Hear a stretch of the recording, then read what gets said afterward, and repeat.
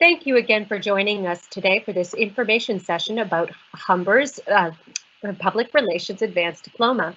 Before we get to your questions, Robert will share a bit about himself and the program. Robert?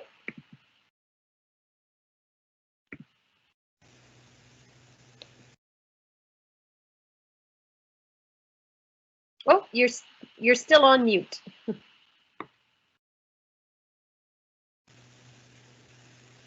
Okay, there we go.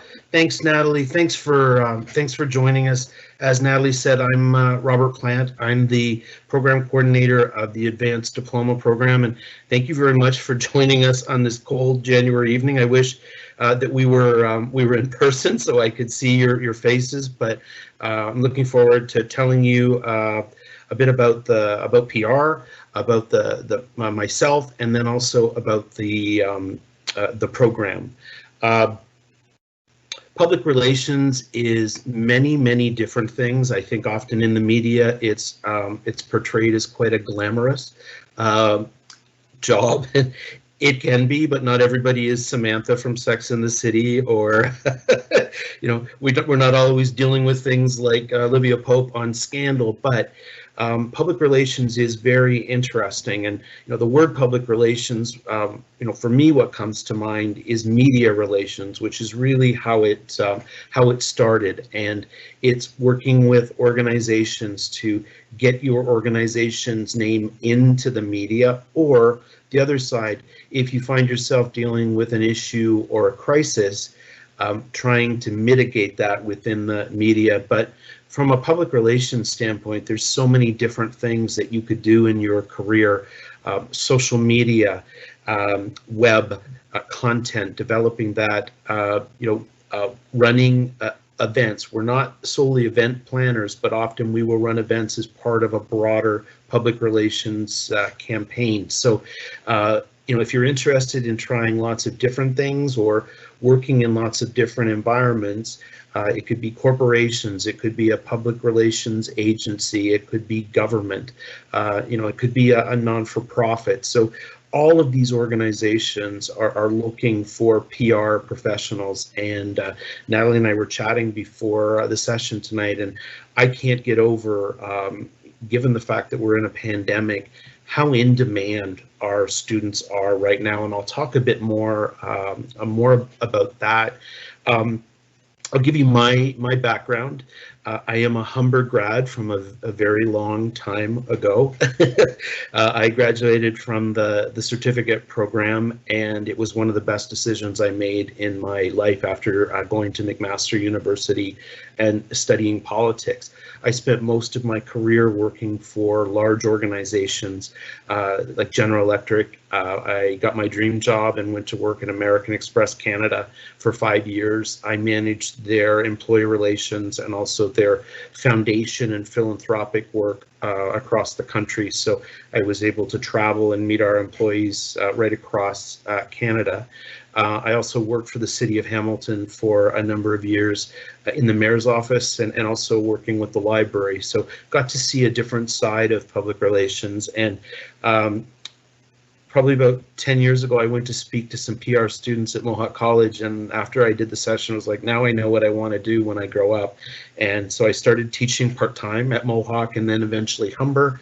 I've been at Humber 3 years full-time now, teaching in both the certificate and the advanced diploma program. And in the fall, I took over being the program coordinator for the advanced PR diploma program, which I'm really enjoying, and it's giving me the opportunity to be able to get out and talk all about it. It is a really unique program. Humber has some of the best PR programs in the country. I've talked about the certificate. We also have a Bachelor of Public Relations, but the Advanced Public Relations Diploma is unique because it really does prepare you for all aspects of your career. We have what's called the Common First Semester, which really gives you a foundation, not only into public relations and communications, but into web design, into journalism, marketing, advertising, because you may come in the first semester and say, PR is not for me. I hope it is. I want it to be. But it gives you a chance to see that there are other opportunities and you could make a decision to, and sometimes students do move into journalism or marketing and advertising. And, in the end, we all work together when we're out in our careers. And then once you move into the program, it is around building your foundation. We spend a lot of time writing. You will spend 4 semesters writing, and poor you probably will have me as a writing teacher.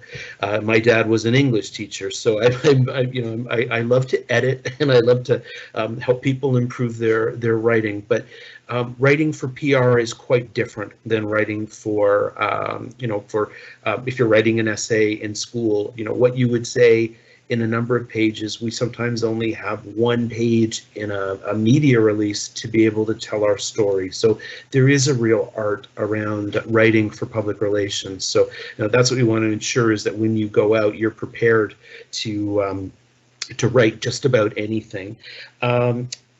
I won't go into all of the courses, because there is a lot, but you would be looking more into an intro to public relations to understand the industry, the different opportunities where you could find yourself, working. There is also a focus on marketing, communications, on research, which is so important.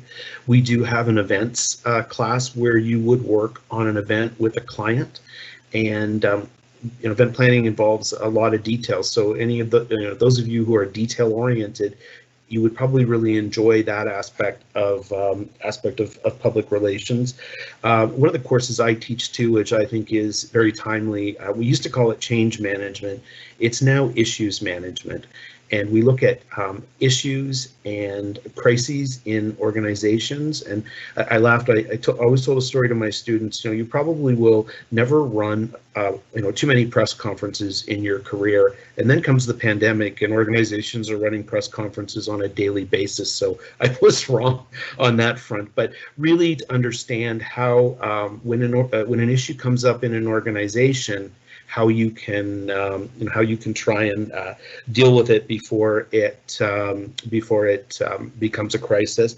And then the last component is there is a 14-week internship where you go out and work with a company or an organization, and it's a chance for you to show off your skills and to learn from the organization. And I was sharing with Natalie today, our students that went out on an internship in January, all of them have their placements. So they're in high demand right now. So I think anybody coming into the program, you'll be able to see that there's going to be lots of opportunity for you. It looks like my camera may have frozen, but as long as you can hear me, and I'm still talking, but I don't want to take up the whole. I don't want to take up the whole session. So I don't know if you're seeing any questions, Natalie. I think you're on mute now. Thank you. I do actually have one here from Andrew, but I did want to say, so your audio was still coming through. If you want to try just turning your camera off and then on again, that might be able to fix the picture. Okay, sure. Those of you at home, can you confirm that you're still able to hear Robert? Just send a yes note in the chat, please. And there's Robert. I'm moving again. Oh, the wonders of technology. So our first question to you is from Andrew, and so this is more in the realm of transfer credits. So I'm not sure if you'll be able to answer, but if not, I can certainly give Andrew Simran's contact information afterward. Sure. So if a student has graduated from Media Foundation, how many of the courses from that program are transferable? I wouldn't want to say off the top of my head, but I know that we do have students from Media Foundations who have moved over. So, if I was able to see the specific courses, I could say where I think that there would be some transferability. But I agree with you, Natalie. I think that Simran would be the best person to answer that specific question, because I'm not as familiar with all of the Media Foundation courses, but I do believe that there would be a few of them that you would be able to transfer over. And you know what I will do for those of you who are at home and have similar questions, I'm going to put Simran's email address right in the chat. So you can email her directly if you have any questions regarding things like admission requirements or credits. So I wanted to, you were talking a little bit about the internships. Now, I don't want to, start at the end of things, but because you were talking about the internships and you and I were talking about internships previously, why don't we start there? Can you tell us about some of the organizations where students do their work placements? Yeah, I actually spoke with a student last week, and he is working for Craft Public Relations, which is a really great public relations agency in Toronto. And he is working on the Tim Hortons account. And he is he's beside himself being able to see how Tim Hortons runs and dealing with the issues that a large organization like Tim Hortons deals with on a regular basis. So it's good to see that a lot of our students are going out and working on very they're working with big public relations agencies, and they're working with big clients. We've had students go to a lot of different public relations agencies in Toronto. We've had them go to charities or not-for-profits. I had a student last year who got her dream job and went to work for Harry Rosen. That's a pretty high-end brand. That was a really great opportunity for her, and I think too, talking to her after about what can happen, in that kind of environment when you're dealing with a pandemic. So our students are finding themselves in, really all over the place. So I think that the sky's the limit. Thank you. I think that's a really good place. And I just, as a follow-up, we have a question from Tricia that actually links right back up on that, specifically regarding kind of the job opportunities. So what kind of role, I mean, you've talked a little bit about where the students have found internships, but where or what kinds of work are they doing there, like particular roles in PR? Sure. Well, I find for a lot of the internships, it can come down to, at first, media relations. And so some of the work that the students do is around media monitoring, to understand what the media is saying about an organization. And it's great now because there's so many tools that you can use to understand what's being said in the media. They're also doing a lot of writing, and I keep telling them, when we're working on press releases over and over, and they're like, when will we ever stop writing press releases? You won't, because when you go on internship, you will be probably writing press releases a lot of the time, or advisories for the media. I think the other thing that we're seeing too is far more around social media and the ability to write for social media and to look at social media in a strategic way. And our students spend a lot of time writing for social media and also understanding social media and analytics. So similar to when you're dealing with monitoring the media, it's understanding what's being said about your organization on social media, because when you work in public relations, you want to understand what the narrative is. So those are some of the things that they're working on. And then again, depending on the organization you work for, especially if you work in a not-for-profit, you could be working on many, many different projects at any given time, just because you might only have one or two people in the office. If you go work for a corporation, you may be a little bit more focused on your tasks, because there's other people.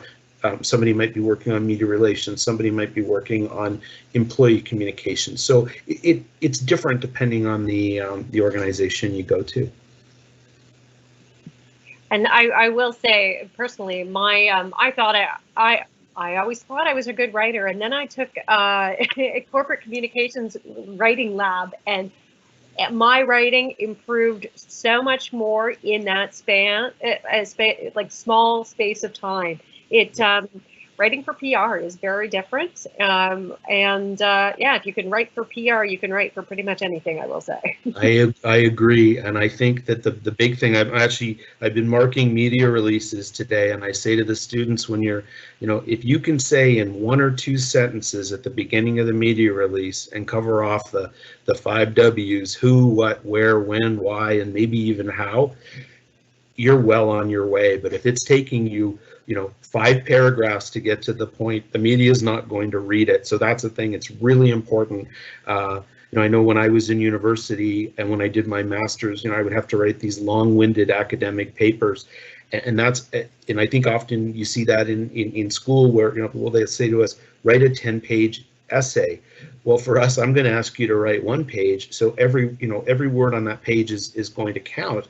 So you're going to really want to cut down on the words that you're using and really tighten up your language. So it is, I think it is humbling when you go through a PR or a communications writing, because we all think we're good writers, and if we often people will write in flowery language, and then you're like, no, just take it all out. Just say what you need to say. If you have a call to action, make the ask. Be very clear about what it is you're focusing on. So that's a lot of what we would work on with you while you're in the program. I know I'm a lot more aware of the gerund being used. That's high grammar nerdery there for me. So our next question actually is kind of a fun one, I think, and it comes from Andrea. Andrea wants to know what the biggest crisis you had to work on is. Oh, wow. Thank you. Oh, thanks. That's a great question. It was, I worked on a number at the City of Hamilton, but I'm actually going to talk about the one that really impacted me in my career.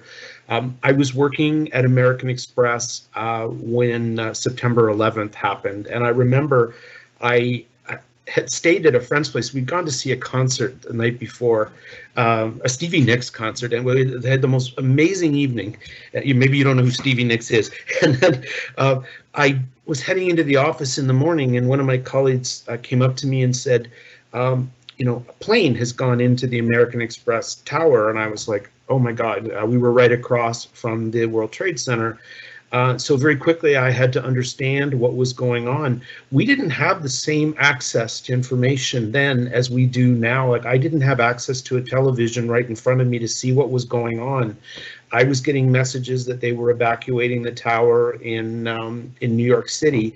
Even though we were north of Toronto, our employees were panicking. We were close to the Buttonville airport. So I spent my day just trying to, communicate with employees, just let them know what was going on in New York, that everybody was out of the building safely. If people needed to go home here in Canada, they could. But also what we did was we took over the calls from the US into our Canadian call center to help them out, because a lot of people in the, basically American Express, a lot of people just, they went home. And it wasn't until that night when I got home and I actually got to see the images, but I spent a number of weeks trying to keep our employees calm. But that was one of the toughest ones that I worked on, because everybody was so volatile. I remember it was probably a week later, and when our VP of operations walked into my office and she said, "The American Express building has collapsed. Dan Rather said it." And I said, "Betty, I don't know if it has, and it doesn't matter, because nobody's in it. Everybody's safe, and we don't want to create more panic." So it's trying to keep people as calm as possible. So that's one that really sticks in my mind. And then I laughed. When I was at the City of Hamilton, we spent almost every day trying to stay out of the paper, because there's nothing like a municipality to get themselves into trouble, and the media is always watching absolutely everything you're doing. So yeah, if you enjoy working on issues, PR is for you. And I always laugh when students say to me, I want to work in crisis communications. I say you don't.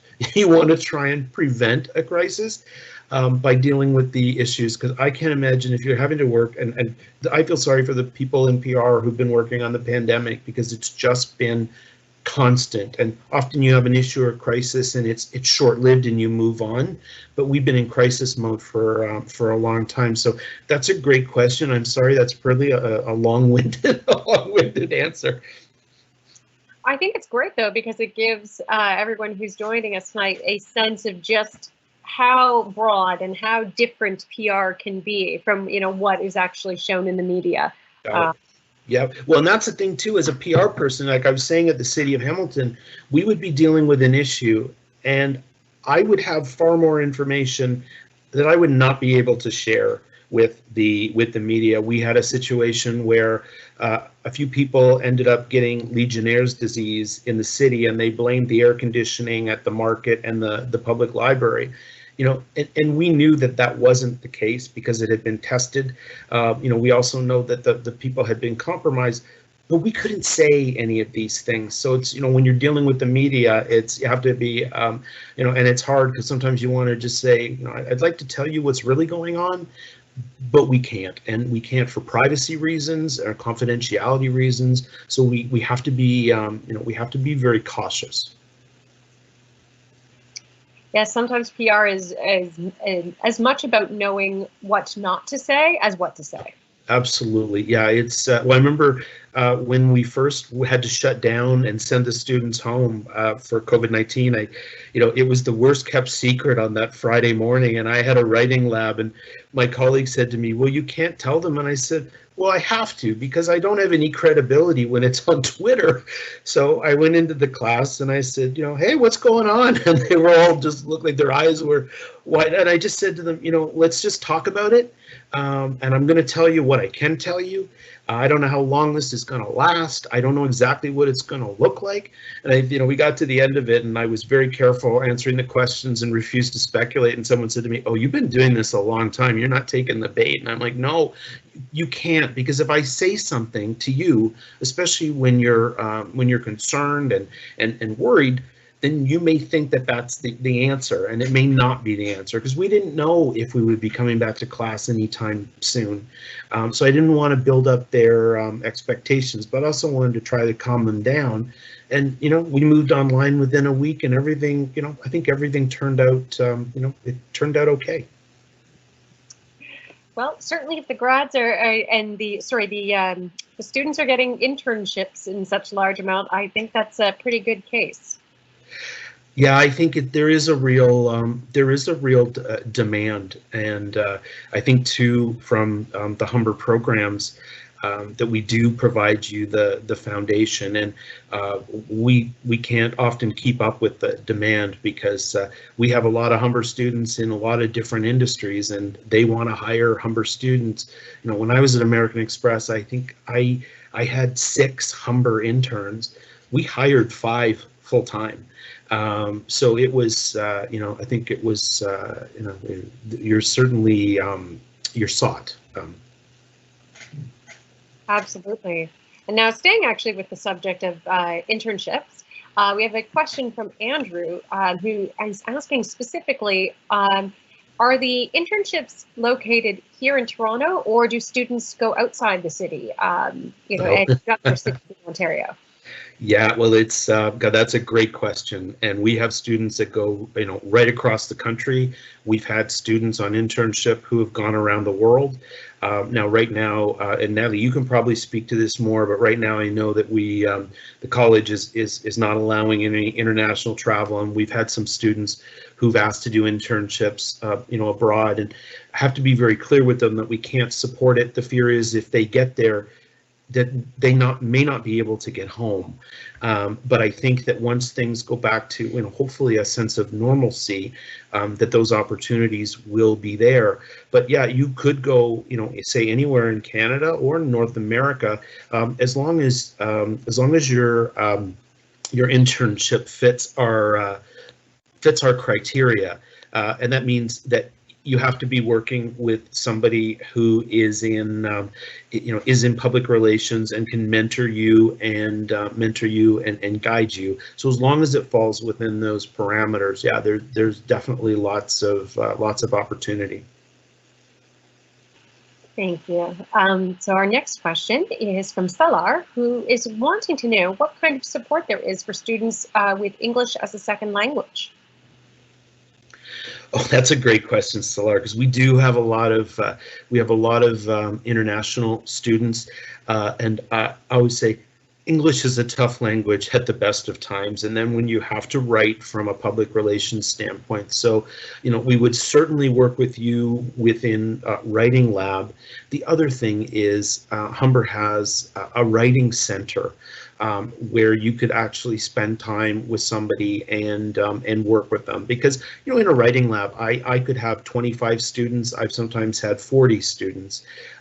So being able to have that one-on-one time, but there are the tools through the writing center.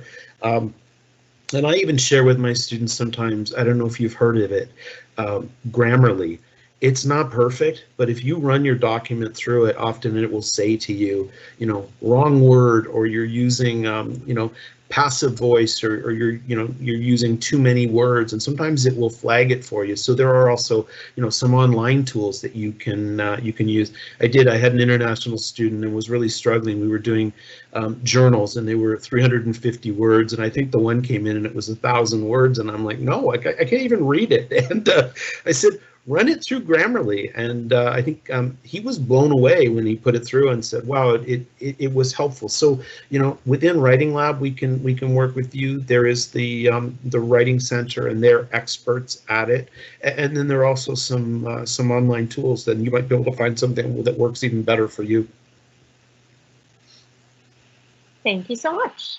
So our next question is from Andrea, who has a specific question related to kind of program delivery. So Andrea is asking, what would the cons be of taking this program online? And I would ask you as a follow-up, also offer some kind of some highlights, like how the instruction has gone over the last few months. It's, I'm not going to say that it hasn't had its challenges, but when I moved my classes online in the spring, I was blown away by how many students actually came online. Some that never came to class were actually online, and also the level of engagement. And it's a different environment, but there are ways to engage students online, and we're all, Humber has worked very hard. We provided a lot of tools for our professors. I know when I have my class, I will do a short lecture. It's weird talking to a screen and not seeing faces or body language, but I laugh sometimes because I would be in the classroom and I would look out and someone would be on their phone, and that just breaks your heart when you're telling them something. But but then it is trying to engage people. So encouraging people to come onto camera, having students go into breakout groups, and on we have an online learning system called Blackboard, where you can go out and work with 4 or 5 students. You can actually get into a session very similar to this, where you can see each other, you can work on something, come back and present. So it's it really is just finding ways to keep students engaged. And I'm always asking them. I'm teaching Writing Lab online for the first time now, and that's weird because normally I'm in a lab. You're writing on the computer, you're printing it off, I'm looking at your screen. So it's quite different now. I'm seeing things.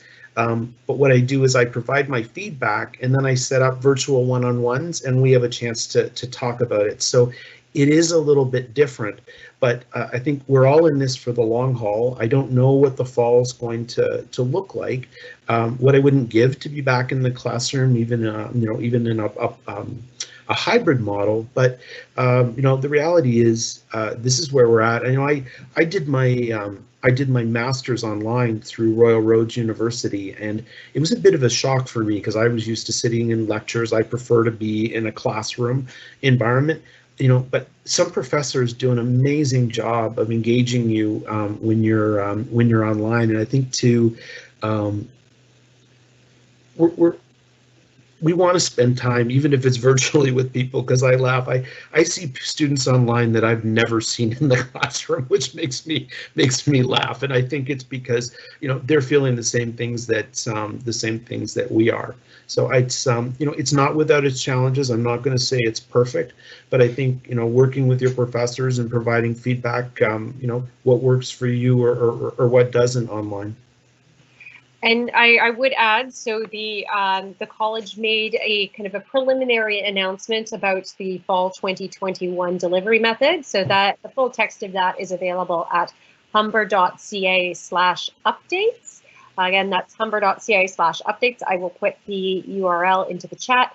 But the most relevant point for those of you here, at this point in time, the college is anticipating to have a hybrid delivery for the fall. So what that will look like, the specific details, we're not able to release at this time, but a detailed delivery method plan for your program will be available as of June 1st. So again, that'll be humber.ca/updates in case you do want to read that text. So our next question is from Trisha, who is again, talking about, location for PR careers. So most people get jobs in and around Toronto? Is Toronto the best place to be for PR in Canada? Or are there other cities with similar opportunities? I think Toronto has always been, the hub. I think because even in the greater Toronto area, you have so many head offices.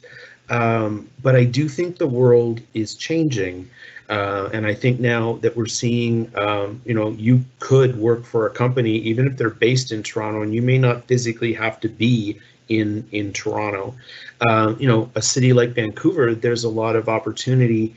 It's a bit different because there aren't as many head offices there, but there are a lot of agencies and other organizations that you can work for. But yeah, I think really from a public relations standpoint, I can't get over the last number of years how much it has evolved. And even in the last 6 to 9 months, how it continues to evolve, and it will be interesting to see, kind of as we return to some sense of normalcy. Is Toronto still going to be the hub for a lot of the PR jobs? Chances are it could be, but there could be some changes. But I live in Hamilton, and I can't get, when I first started my career, I couldn't find a job here at all. There just wasn't a lot of opportunity. But boy, the city has changed, and I see a lot of students when I taught at Mohawk that have gotten some really great opportunities in Hamilton with companies, with agencies, and actually some students a few years after they've worked somewhere, they start up their own agency, and they've been quite successful. So yeah, it's PR is a really interesting career. You can kind of carve out your own path. Absolutely, and lots of room to maneuver between industries and between roles. Well, that's a great point, Natalie. I think what we do is we build the foundation for you. I always laugh because I would go for a job interview, and they're like, "Well, when I went to American Express, well, you're not an expert about credit cards," and I'm like, "Well, I have one, and I think I can learn about it." When you have the foundation, you can learn the industry. That's not, that's I think that's the key thing, because you could hire somebody who knows a lot about the industry, but they may not be trained in public relations or be able to do the things a PR person can do. Because by the time I left American Express, I was well versed in how credit cards worked, and I knew terms like basis points, which I still try and block out of my mind. But I had to be able to share this information with employees. So those are the kinds of things that you can learn. So I think our skills are transferable, because I've worked in many different environments. So just to kind of go from, we've been talking a lot of macro, to go more of the micro. Well, I guess this is still, maybe this is halfway in between. Andrew has a question about the intensity of the program in terms of the demands on time, as well as how stressful it is. I'm not going to lie. It can be stressful. You know, public relations is a deadline-driven industry. So, you know, but on the other side too, we understand that you have lives and you have part-time jobs, and so we do try and you know, we do try and strike a balance. Because I don't want any of you to be so stressed out. You know, I think it was back in the, I was teaching in the fall, and the course I was teaching, it was pretty intense. There was a journal every week, and a lot of, you know, assignment, and I could just tell that the students were wearing down, and I was wearing down because it was just too much. So I looked at it and said, why don't we pull a couple journals off our plate? Why don't we do a couple of assignments in class? Because, you know, nobody wants to listen to me for 2 hours in a class, so I can talk for 15 minutes, and then you can work on something, and then you've got that done, and then you can get on with your evening if you have to work part-time or if you've got work for other classes. So I think the other thing too is what we've been, you know, asked by our senior dean, is to try and be as flexible as possible, and to understand the pressure everybody is under right now. And I know when I talk to my students, you know, I can feel the stress and the anxiety that they're feeling. And you know, I want you to learn, but I don't want you to, you know, I don't want you to have a nervous breakdown while you're here. That's certainly not what we're trying to accomplish. We just want to prepare you for the industry, because it is a very demanding industry. So just being aware of how to juggle a number of different projects at any given time, but also understanding that we're human and we can only do so much.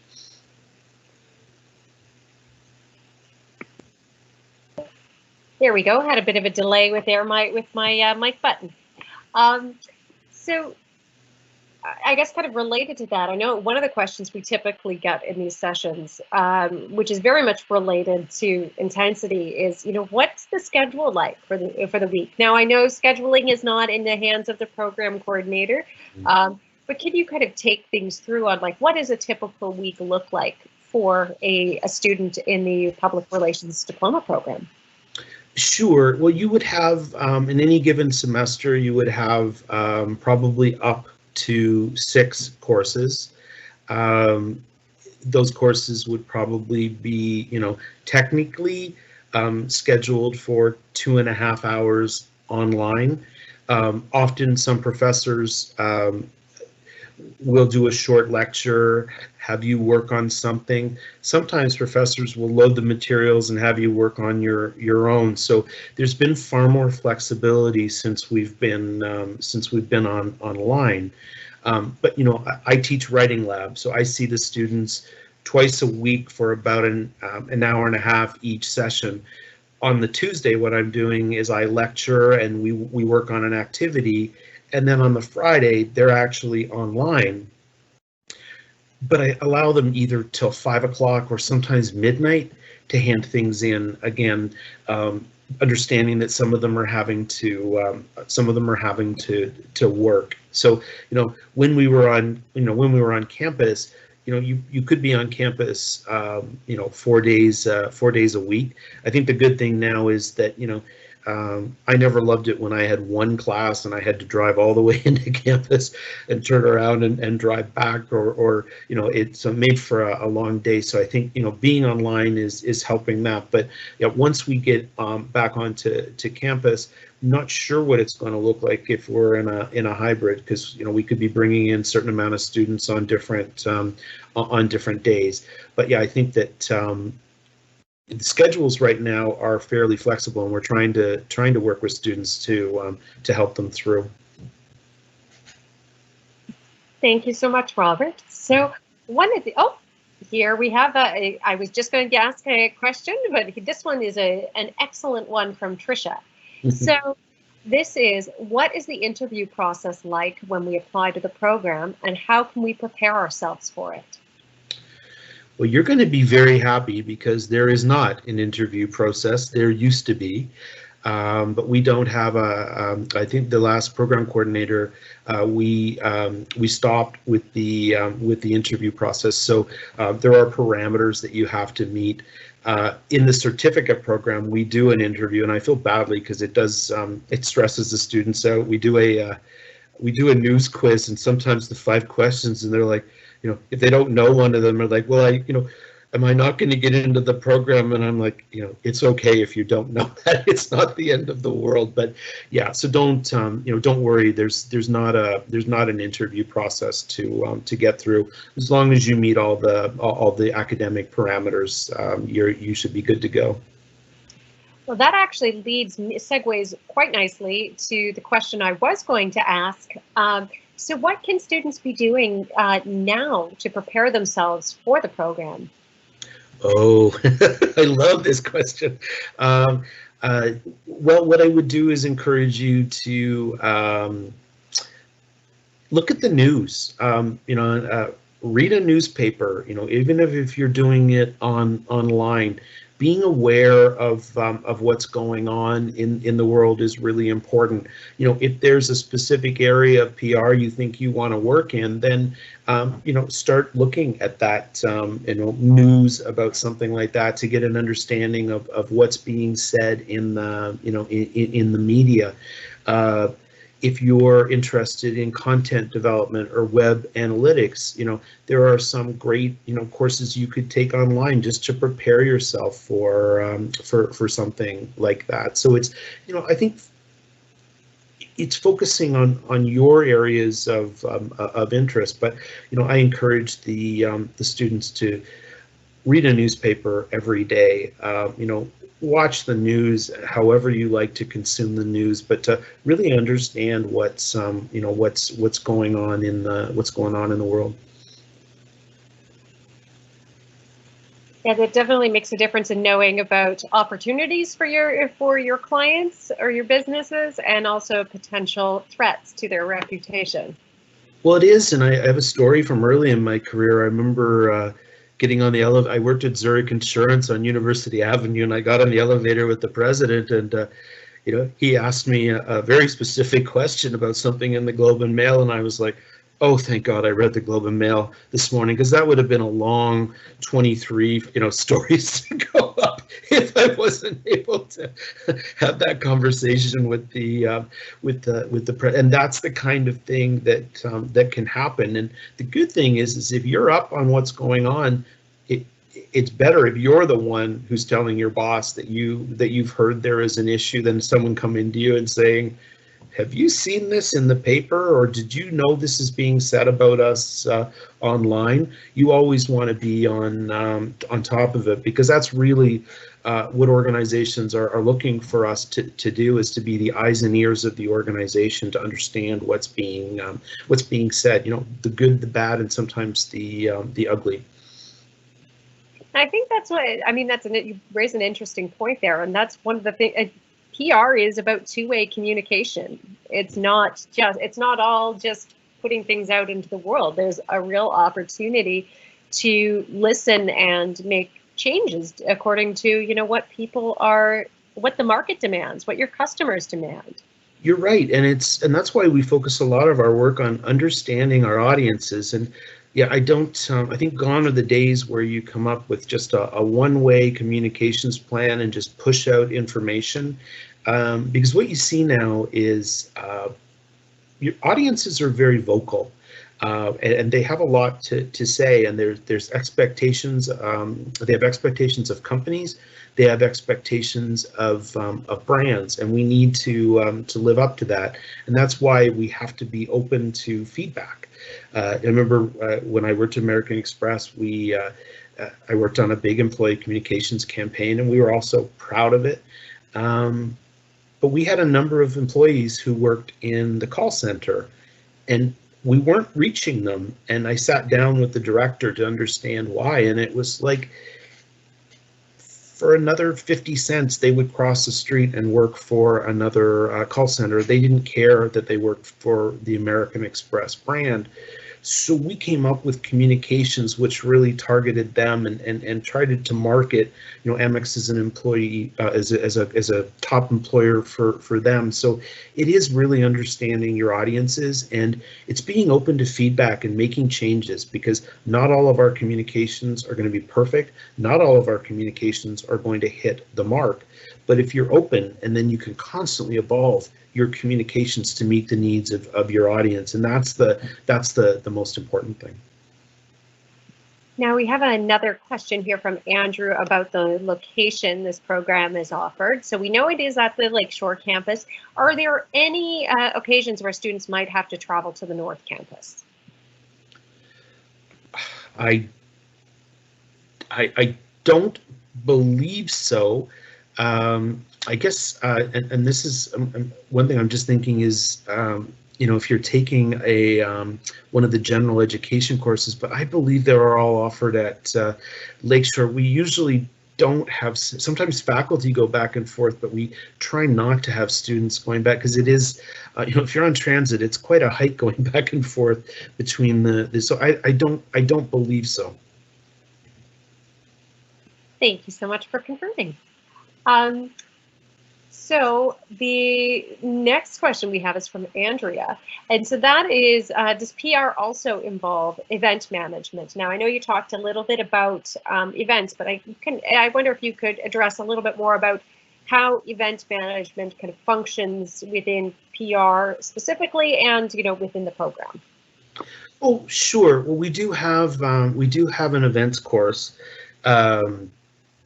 Because you may work for organizations and you would be running an event or working with a company who is helping you run an event.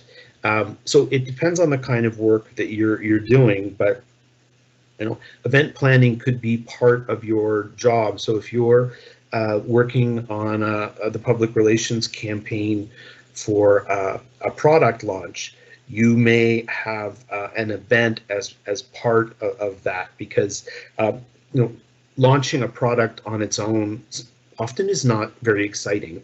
So you have to find ways to get attention in the media, to get attention from your audience. I remember a few years ago, I used to run a number of events throughout my career, a lot of employee events, large-scale events, where we called them employee town halls, where sometimes we would have 300 employees and they would hear from the president, or another event where we had set a goal at American Express that we would be $1 billion brand, and that we said if we did, we would celebrate. So we threw a surprise concert for them, and so we had 2,000 people at a theater north of Toronto, and everybody was speculating.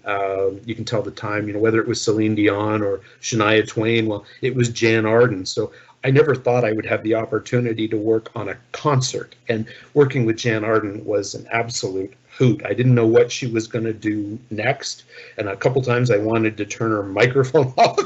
But so there's lots of opportunities, and I love events because I love thinking about the details and thinking about the contingencies of what you're going to do. So it can certainly be part of your job. I guess where I get caught up is when people just say, PR is just event planning, and it's not. It's being strategic. You're using an event to try and get media attention, or you're holding an event, to be, your CEO face to face with your employees. So depending on the type of area of PR you want to go into, event planning could be, it could be part of your job, and it can be a lot of fun. Yeah, I mean, so part of my job, of course, is planning little events like tonight. But one of the areas that I know I was interested in when I was studying corporate communications was financial communications. And of course, the events are like shareholders meetings, where you're being very strategic and very careful because of all of the rules around financial disclosure. Oh, So yes. Yeah, it's not just party planning, but it is still a No, lot a good of good annual general meeting that'll do you in. fun. So I know we talked a little bit about what students can do to prepare themselves for entry into the program. Now, what, in your opinion, would be the real core skills that students need to succeed, not just in the program, but in the industry? Oh boy, that's a really good a really good question. I think the core skills, and I keep talking about it, is writing is really important, and we have a we have an advisory committee which we meet with on an annual basis to talk about what's going on in the industry. And we met in December, and again I was like, I know PR keeps changing, but I mean, they want somebody who's able to come in and hit the ground running and be able to write public relations materials. So write a media release. The other side too was knowledge of technology and around social media, and specifically social media analytics, which are becoming more and more important. So I think that those are our skills. But the other skills too are the soft skills, the personal skills.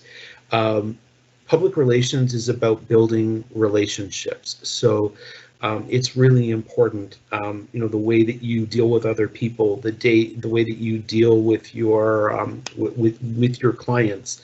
I think part of it too is